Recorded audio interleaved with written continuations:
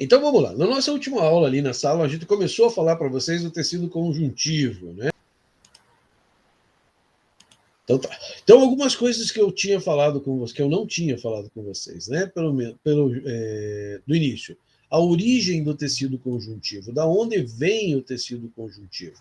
Então o tecido conjuntivo vem da mesoderme, tá? Mesoderme é o terceiro folheto embrionário, né? Ectoderme, mesoderme, endoderme. Então a parte mais interna é endoderme, a do meio ali é a mesoderme. Então é característico dos tecidos dos seres triblásticos, né? Aqueles que têm 3 folhetos embrionários. O tecido conjuntivo ele tem muito material extracelular. MEC é material extracelular, né? Então fora da célula. E como eu falei para vocês, é uma porção de espaço preenchido por gelatina, né? Então ele tem poucas células, poucas fibras, mas elas têm no meio delas um material extracelular que vai dar firmeza e tecido e assim por diante. É um tecido que tem muitas diferenças. Eles, dependendo do tecido conjuntivo, ele vai ter funções diferentes. Mas nós tínhamos começado com alguns lá na sala. Eu tinha falado para vocês dos macrófagos, que são células brancas e que servem para fazer a primeira linha de defesa do nosso organismo. São capazes de fagocitar, né, o inimigo, de comer o inimigo através da fagocitose, tá? As partículas estranhas, mesmo que ele tenha que morrer. Os macrófagos acabam formando, né, o pus, que é branco justamente porque é formado por células brancas do tipo macrófago, tá? É a primeira linha de defesa. Ele é o primeiro que chega lá, né, numa invasão do nosso organismo para tentar nos defender. Nós temos eu tinha falado para vocês na sequência, né, mais ou menos a sequência aqui, né, o mastócito depois. Falei dos mastócitos que eu falei para vocês lá, terminei a aula, nem bateu para o recreio, né? Eu falei lá para vocês que quando a gente é picado por um mosquito, normalmente a pessoa acha que o mosquito injetou alguma substância tóxica, algum veneninho lá, né? Acaba fazendo aquele vulcãozinho, tá? Certo? Então, naquele vulcãozinho que você tem lá, é o quê? É o mastócito que foi lá e fez com que houvesse uma reação de inflamação. A inflamação, gente, não é ruim, tá? A inflamação no nosso organismo, né, quando ela inicia, ela é um processo que vai fazer com que mais sangue chegue ao local. Se mais sangue chega ao local, então fica vermelho, fica inchadinho ali, é para trazer mais glóbulos brancos para fazer a defesa. É lógico que muitas vezes esse inchaço, essa reação inflamatória, ela pode pressionar alguns nervos, daí fica inchado o local, pressiona alguns nervos e você tem dor. Aí você toma um anti-inflamatório. Os mastócitos também, eles podem ser produzidos em grande quantidade nos processos alérgicos.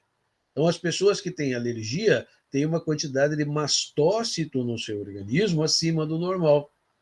E o que acontece? O mastócito, num erro de metabolismo, produz muita heparina, que é o responsável pela formação dos pontinhos vermelhos que coçam, no caso da pessoa que tem uma alergia.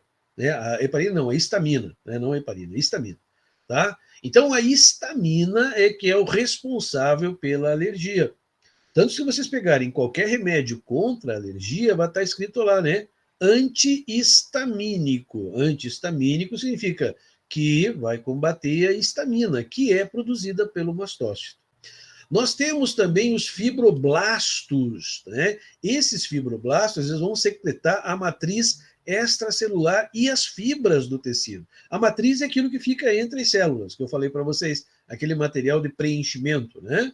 Então, os fibroblastos também são glóbulos brancos, vão ser um pouquinho diferenciado, eles vão formar as chamadas fibras do tecido conjuntivo, que são as fibras elásticas, reticulares, né, e o colágeno que eu já tinha comentado com vocês, tá? Então, quem produz são os fibroblastos.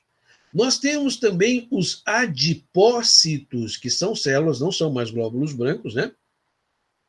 Mas são células que armazenam gordura. Então, o nosso panículo adiposo, aquela camada de gordura que eu sempre falo para vocês, que a gente tem por baixo da pele, né, depois do tecido conjuntivo, mas faz parte do tecido conjuntivo, ele é um isolante de calor.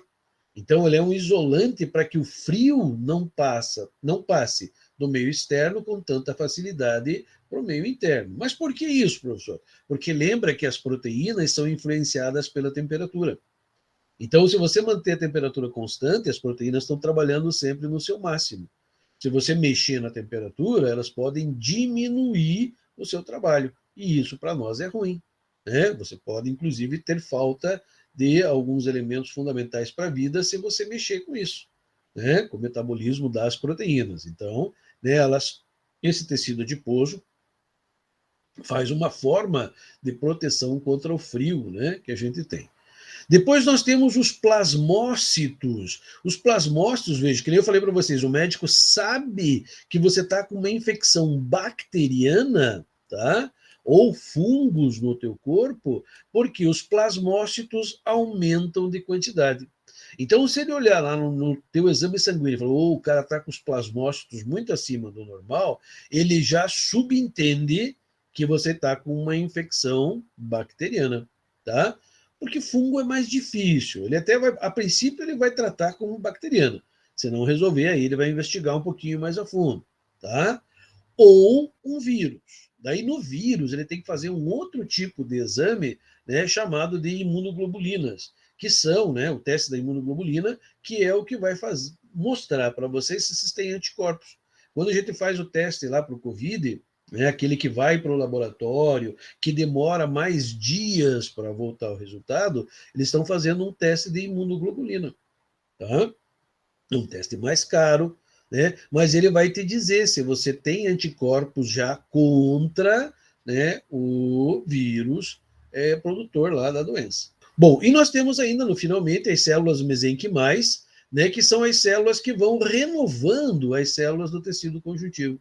Elas é que vão formando todas essas células que nós falamos para vocês aqui nesses tecidos, tá? Ó, só para vocês terem uma ideia, não precisa saber disso, mas ó, só para você ter uma ideia de como é que é o desenho do bicho, né?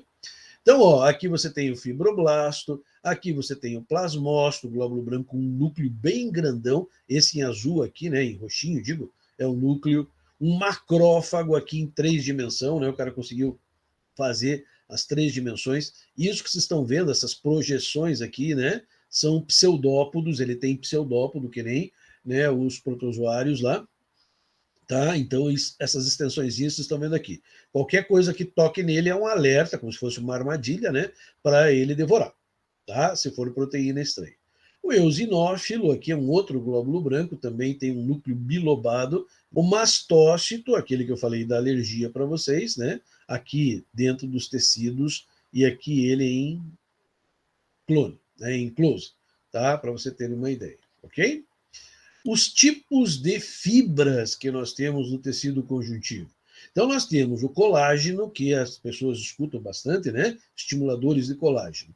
O que os colágenos fazem? Fibra é como se fosse um elástico, tá? Não é uma célula, é uma fibra proteica, tá? Ele vai dar resistência e, ao mesmo tempo, ele te dá flexibilidade. Então, os colágenos, eles são muito utilizados pelo nosso organismo para formar, né, os tendões, onde acaba o músculo e se insere no osso, tá? Ou os ligamentos, porque tem bastante colágeno. Então, elas vão ser fibras resistentes. Ao mesmo tempo, ele mantém a nossa pele esticada junto com as fibras elásticas, né, que mantém essa pelezinha sempre esticadinha. Ela não cai, ela não fica flácida, né, justamente por causa dessas fibras colágenas e elásticas. É lógico que com o passar do tempo, a pessoa vai envelhecendo, essas fibras elásticas, elas vão perdendo a elasticidade. O colágeno vai se decompondo, vai saindo dali. Por isso, hoje se fala muito, né, em estimuladores de colágeno, para formar mais colágeno embaixo da pele. Bem, na verdade, se você forma colágeno, você forma fibras elásticas também, tá?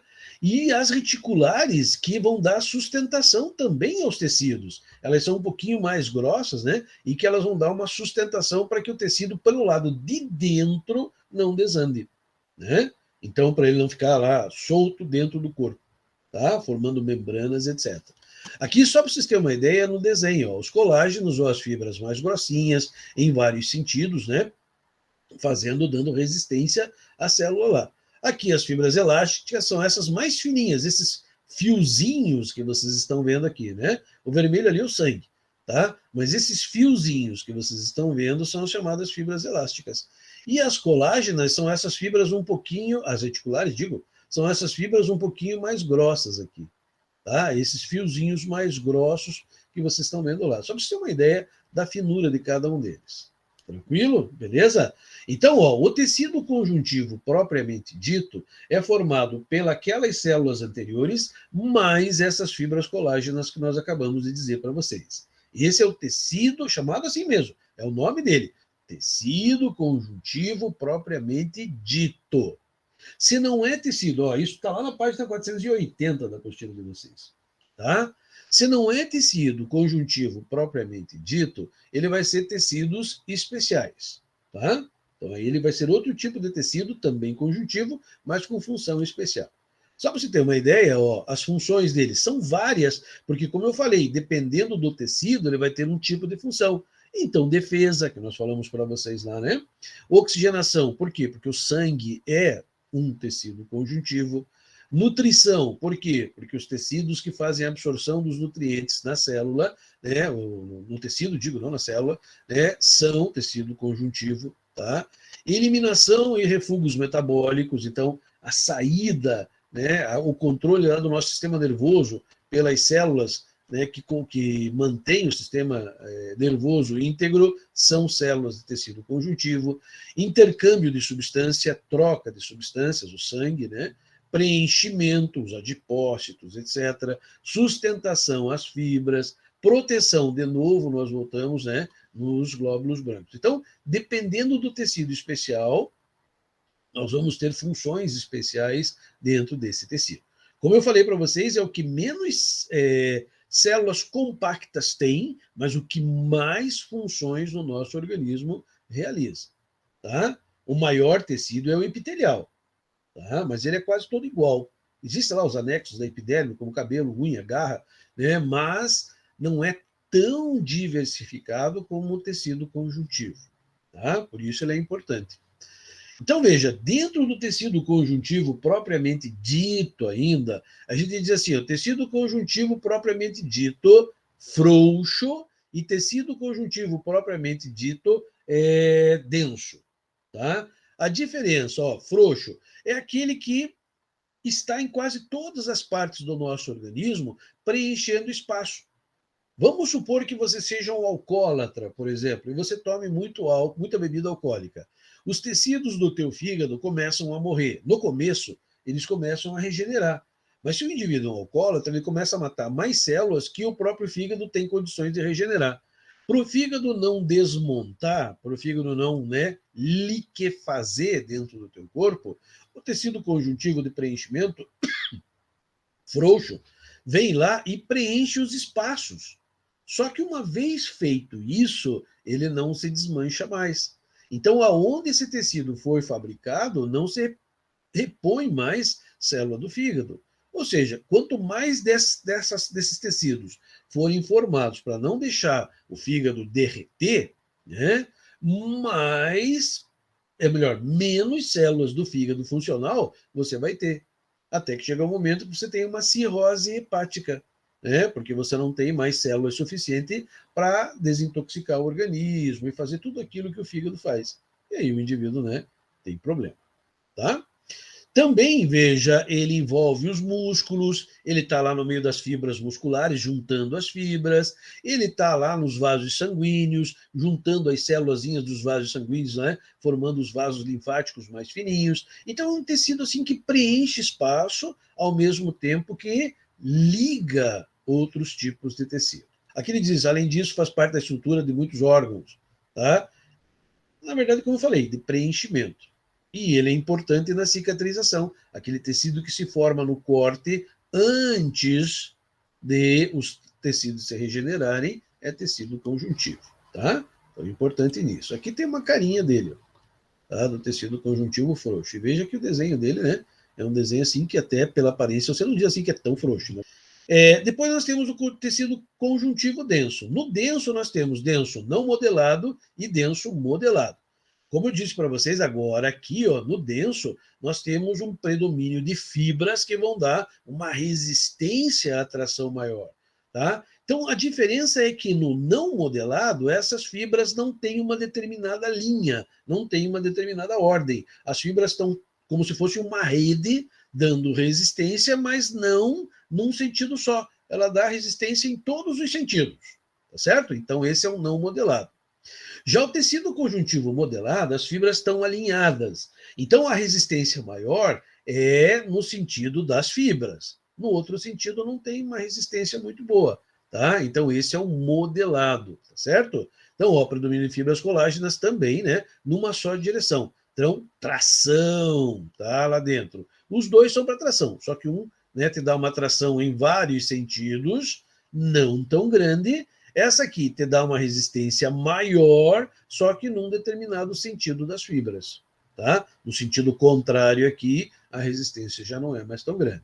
Isso depende da parte do organismo, né, que a gente vai falar, tira como exemplo. Aqui, por exemplo, nesse modelado, você vai ter, né, lá a formação que eu falei para vocês dos ligamentos, por exemplo, né?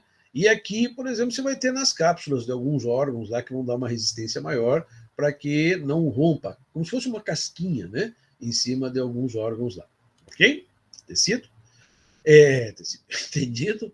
Depois nós temos lá os tecidos conjuntivos propriamente dito, que a apostila de vocês fala no primeiro tipo de tecido ali, que é o tecido adiposo, né, que é um tecido especial, né, que vai formar o panículo adiposo, que eu já tinha comentado com vocês lá, tá? Que vai dar, então, o isolamento, né, do calor. Nós temos o tecido adiposo em órgãos, tá? Veja que muitos órgãos, como, por exemplo, os rins, o fígado, eles têm uma certa quantidade de gordura também para dar a unidade, né, às células presentes nesses órgãos. Tá? Então é preciso. Nós temos gordura como reserva energética, nós temos gordura nos hormônios, lipídios, né, nos hormônios. Então o tecido adiposo ele é importante para o nosso organismo também. Tá? Depois nós temos os tecidos cartilaginosos. Tecido cartilaginoso é um tecido que vai dar resistência ao teu organismo sem tirar dele a flexibilidade. O tecido cartilaginoso ele é rico também em fibras, né? Então essas fibras vão dar resistência, mas ele é flexível, como por exemplo a orelha, o nariz, nas juntas, né? Nós vamos ter tecido cartilaginoso. Ele vem da mesoderme também, né? O tecido conjuntivo veio dali, ele também vem de lá, não tem problema, né? Só para não esquecer, tá? Ele tem muito material extracelular, fora da célula, né? Uma gelatina que dá uma firmeza a ele, e ele tem algumas características exclusivas. Ele é avascularizado, o que é diferente do tecido conjuntivo. O tecido conjuntivo normalmente é vascularizado, mas o tecido cartilaginoso não é. Então ele não tem fibra, não tem vasos sanguíneos ali, né? Ora, se ele não tem vasos sanguíneos, ele não tem terminações nervosas, porque as células nervosas necessitariam, então, de uma grande quantidade de oxigênio. Então ele não tem também terminações nervosas, ou seja, a cartilagem não dói, né? Porque não tem tecido nervoso. Então, por exemplo, se você cortar a orelha, lógico que vai doer, porque tem tecido, tem a epiderme, tem alguns tecidos em volta, mas a cartilagem em si não dói. Tá? Então ela não dói e não sangra. Por isso, quando vai pôr lá alguns brincos na parte de cima da orelha, ele sangra bem pouquinho, só no furo da pele, né? Depois ele para de sangrar. Por quê? Porque o tecido conjuntivo, o tecido cartilaginoso não tem isso. Então ele faz parte daquela parte do nosso organismo que precisa se mexer, mas manter a estrutura. Como, por exemplo, se você olhar a orelhinha de um cachorro, pode ver que a orelhinha do cachorro, ela murcha, ela fica de pé, ela direciona para o ambiente, é tecido cartilaginoso, tá? Existem tecidos em volta, que tem nervinhos, que vão fazer a orelha ficar de pé, deitada, mas o tecido mesmo, cartilaginoso, não tem isso. Tá? No nariz, quando já viu o cachorrinho lá fechando e abrindo as narinas, então veja, tem que dar forma, né, ao focinho do cachorro, ao mesmo tempo que tem que deixar ele abrir e fechar. Então tem uma flexibilidade. E também evita o atrito dos ossos com ossos. Então, onde você tem articulação, você tem cartilagem. Tá? A cartilagem evita que um osso bata no outro e desgaste o próprio osso. Como a cartilagem é lenta, de metabolismo lento e não sente dor, você pode articular e você não vai sentir dor nenhuma. Agora, experimente tentar articular um braço quebrado. Tá? E aí, quando um osso bater do lado do outro, aí você vai sentir muita, muita dor. Por quê? Porque o osso tem nervo. E aí você vai sentir a dor. Inclusive, em cada vértebra tem lá um disquinho, né? Nas nossas vértebras, evitando que uma vértebra da coluna vertebral atrite com a de baixo. Né? Então, assim, você tem os disquinhos. Quando eles desgastam de uma maneira errada, você tem o disco de papagaio, a hérnia de disco, que a gente chama, né? O que eu preciso saber do tecido cartilaginoso para uma prova para o vestibular? Né? Então, que ele é um tecido que não é vascularizado e nem inervado, que as células dele são chamadas de condroblastos, condroblastos e condrócitos. Qual que é a diferença? Blastos, células jovens, recém-formadas. Então, condroblasto são as células novinhas do tecido cartilaginoso, enquanto que os condrócitos já são células adultas. Tá? Então, condroblastos, células formadas recentemente. Condrócitos, células adultas. Esse tecido tem uma regeneração lenta, mas tem. Como não é vascularizado e nem inervado, o metabolismo dele é baixo. Ele tem crescimento contínuo, mas extremamente lento. Tá? Então, não esquecer, condroblasto, células jovens. Condrócitos, as células adultas. Condro, tá? É a mesma coisa, né? Tecido cartilaginoso, ó. Cartilagem também é conhecida como condro. Então, condroblasto, condrócito. Falou em condro, está falando em tecido cartilaginoso. Tá? Aqui só, a bainha, a pelezinha, digamos assim, não é pele, tá? Mas a bainha que reveste o tecido cartilaginoso é chamada de pericôndrio. Tá? O pericôndrio é uma membraninha. Então, se você tivesse o tecido cartilaginoso aqui, essa parte aqui seria tecido cartilaginoso, por cima dele, revestindo ele, existe uma membrana que o nome é pericôndrio. Tá? Pericôndrio é a estrutura que protege, reveste, sustenta, inclusive, porque essas células não têm sangue, então o pericôndrio tem que sustentar esse tecido, levando oxigênio, levando alimento, e aí as células vão recebendo isso desse tecido que ele tem em volta. Tá? Aqui um desenho, só para você ter uma ideia de como que é, né, um tecido cartilaginoso. Aqui você está vendo essas células aqui mais branquinhas, né, que seriam os condrócitos, e as partezinhas aqui mais escurinhas seriam os condroblastos, aquelas que estão ainda se formando e as já formadas. E é isso aí, né, gente? Então, um grande abraço aí para vocês e até quinta-feira.